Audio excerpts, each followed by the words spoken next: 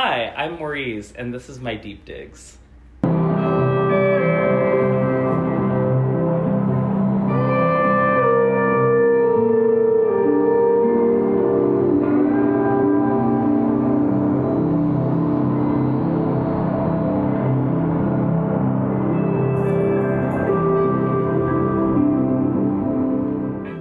Scope by Nobukazu Takemura.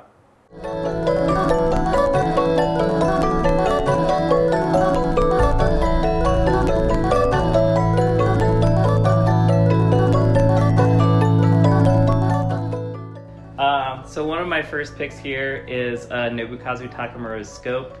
This is like a top 10 record of all time for me.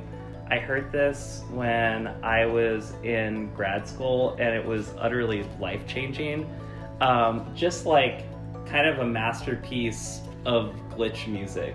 The first track on this goes so many directions and is somehow very harsh, but also like very beautiful and minimal at the same time. And then other pieces on here have almost this like just like true kind of like minimalist compositional quality to them. And then this album contains one of my favorite like pieces of music ever, which is Icefall, which is like just kind of this masterful symphony made up of all these tiny glitching sounds that really build into like kind of incredible melodic motifs throughout the piece.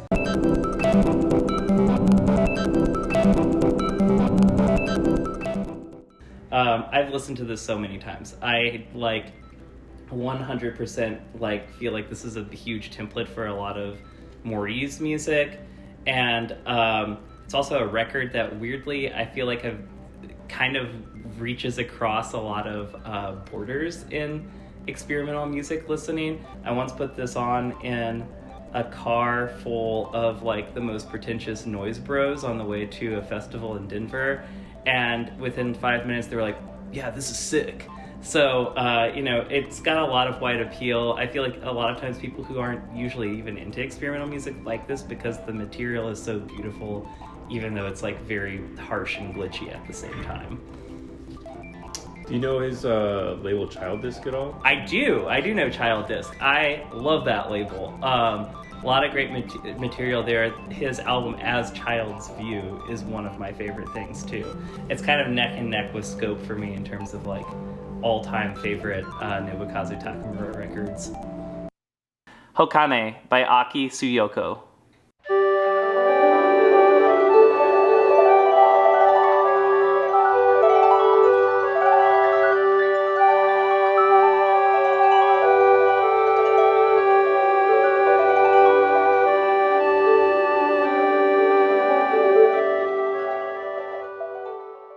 I first heard about her work through a record that is on Jim O'Rourke's Drag City sub-label, and then found this record, which is really amazing. It's like a bit more song-oriented, and there's this sort of whimsical quality to all of this music that is just very sweet. We're talking about Child Disc. I feel like this has this almost kind of like childlike naivete to like a lot of the music and how it's composed. I was always wondering how she made her music, and it's really fascinating to look in this incredibly packaged CD and book and actually see that it is very meticulously scored out a lot of the time. And it feels like that, because it feels like these very intentional and deliberate compositions that are played with just kind of like a very quirky kind of offset group of instrumentalists. And then I really love when she sings and like layers her voice and works with other vocalists on this record. I think it's really special and like kind of criminally underrated. All of her music is really great, but I think that this is like maybe my favorite of all of her music because it's the most song focused of it. Ideology by Mouse on Mars.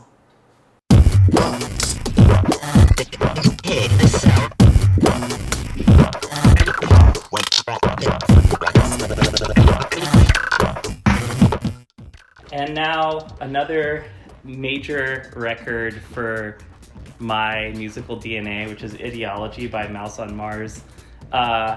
I don't think I played any record more when I was in college than this album, maybe.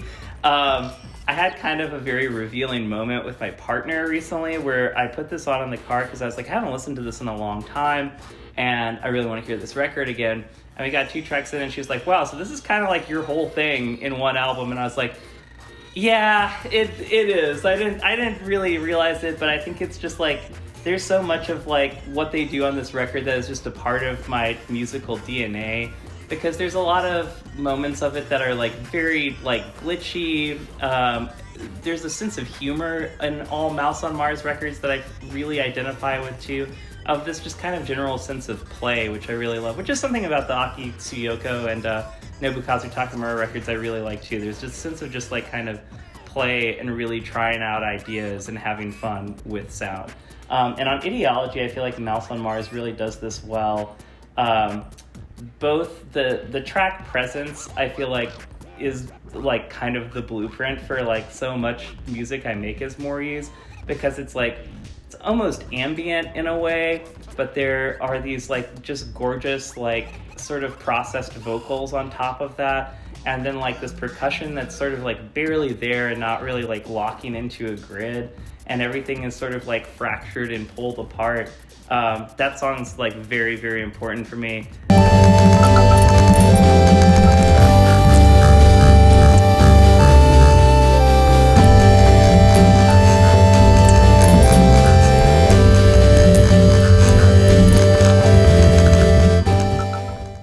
The last track on this record too is just like one of the most beautiful things I've ever heard. Lots of strings and like clarinet interacting with like these sort of slowed down guitars and electronics. It's just a like absolute classic record. Another like pretty major musical blueprint for me in every way. And if you haven't heard this, you definitely should hear it. I Get Along Without You Very Well by Ellen Arkbro and Johan Graden.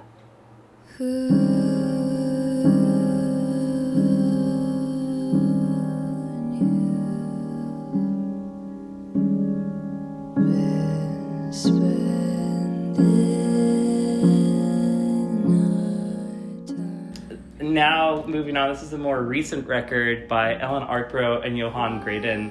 And I think this record is just an absolute masterpiece that is one of the best records probably of the last 10, 15 years or so. If you know Ellen Arkbro mostly for her drone work, this is a very different type of record. It's like very song focused, and the harmonic language of these songs are so interesting to me, because it's like almost rooted in jazz, but it goes in a lot of different directions, and the way it moves, the way the chords move often feel like her more like chamber oriented pieces as well. The arrangements on this are just incredible. I love the way everything is orchestrated, and sometimes there's a lot going on, but it often just feels really minimal. And I think that that's such a beautiful quality to this music. Also, like lyrically, pretty devastating stuff here. But it's like delivered in this way that doesn't necessarily feels like imbued with like drama. And I think that that's part of the reason why this record is so powerful and meaningful. I think it's kind of like the closest thing we've gotten to a record in the vein of like later period Talk or early Bark Psychosis in a long time. And I think that like history is going to treat this one very, very well. Ballroom by Trappist.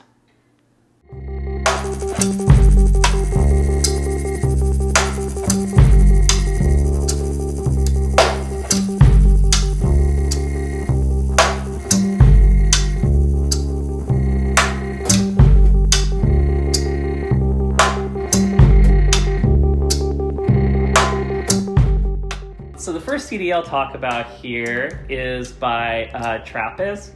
So this is a like Radian side project, and I found this actually. I knew Radian, but I didn't really know Trappist, and I found a copy of this in Downtown Music Gallery in New York last year.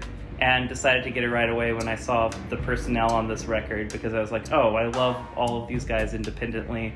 I love Radiant, so I gotta hear this.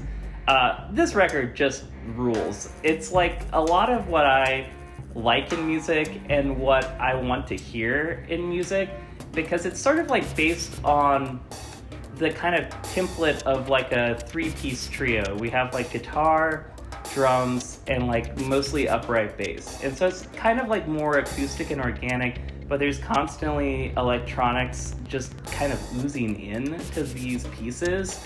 And it's often very minimal in this kind of like reductionist way, but somehow everything coalesces into a groove through kind of the whole middle section of the record. It's weirdly very sexy sounding. I say this because I made out very heavily to this record one time. And I feel like maybe that association is kind of permanently stuck with it. But I think that there's something like very sensual about the way that these pieces are constructed and how each player is like moving through the parts, and also sort of the overlap with the electronics and then the more like acoustic and organic elements. Last two pieces on this album have some incredible slide guitar playing, which I feel like is something, the way that the slide guitar is handled on this record is something that I feel like I very personally identify with the way that I approach pedal steel or playing any kind of slide. I think it's just a great record that's really underrated, and if you like Radiant or any sort of like more kind of EAI reductionist adjacent stuff, Trappist Ballroom is definitely for you. How Animals Move by John Parish.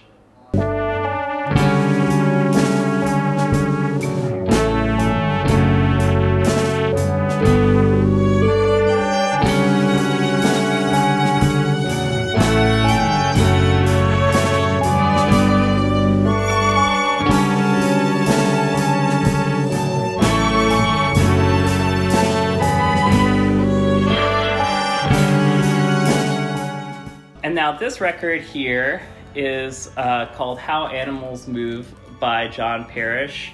John Parish is one of my favorite producers. He's done a lot of work with PJ Harvey, has a couple of great records with her. Also has done a bunch of production on the last couple of Aldous Harding records, which I think are really fantastic, and produced one of my other Thrill Jockey favorites, Giant Sand. And so this record is just great. This is like one of his few solo albums. A lot of it is instrumental and kind of based around like guitar, drums, and a lot of strings. I really love the string arrangements and the way the strings are recorded on this. As a violinist myself, I tend to get very picky about how those things are handled. And I feel like there's just this sort of general sense of like kind of roominess and also a dryness to the way the strings are handled here that really allows the parts and the harmonies to like totally shine. It kind of like at times reminds me a little bit of like a more layered and textured Dirty 3, but it also goes in a lot of directions beyond that. There's a great PJ Harvey feature at the end. I think it's a really interesting, like very beautiful record that I've also managed to get a lot of friends who weren't into this guy at first, like listening to this. And I think like kind of the segue of talking about Dirty 3 or sort of framing it in that sort of post-rock context makes a lot of sense for how this record sounds. Viewfinder by Pullman.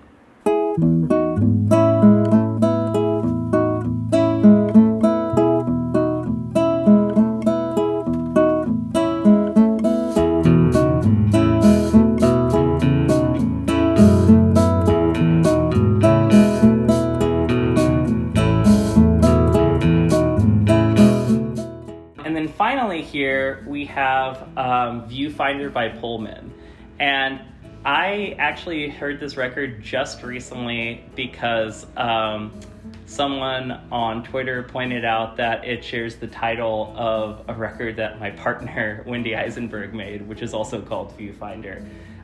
This could not be more of a different record. This is a side project of Doug McCombs, Bundy Brown, and members of like Rex and Tortoise. It is really great. It's very sort of subtle and restrained, like a lot of layered acoustic and electric guitars, a lot of percussion that's like recorded and like treated in really interesting ways.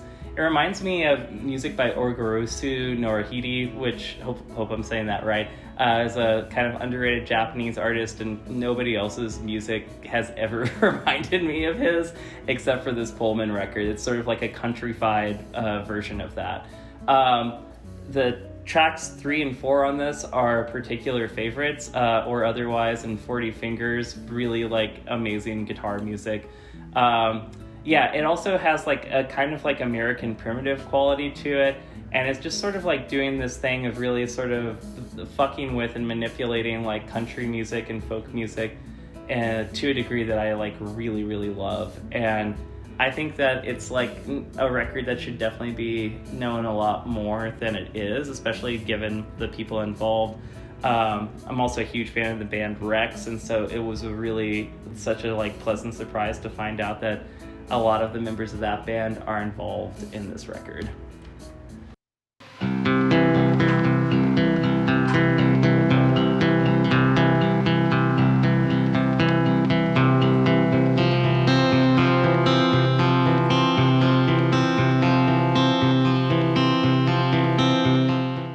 I'm Maurice. Thanks so much for watching my deep digs. My new record with Claire Rousay, No Floor, is out now on Thrill Jockey.